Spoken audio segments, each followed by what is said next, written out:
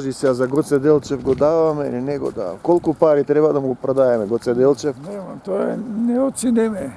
Най-големото богатство на Македония, най-големият борец, най-заслужения, отдал целия си живот за обединение, за свободата на Македония. Жално е дека денеска балканските държави спорят за това, за Бугария особено, за Гоце Делчев. Той живота си посветява на Македония.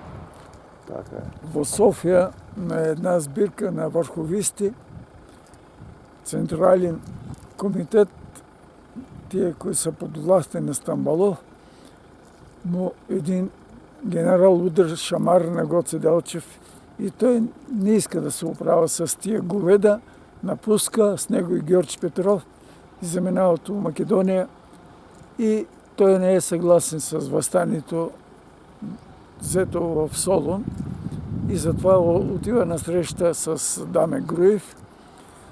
Дама Груев казва, че назрела обстановката, много натиска народ за възстание и той тръгва за среща с Яне Сандански, но в село Баница са предадени, обкръжени и той тръгва да пробива и там пада на место и загива най-свидното черно на Македония, Гоце Делчев.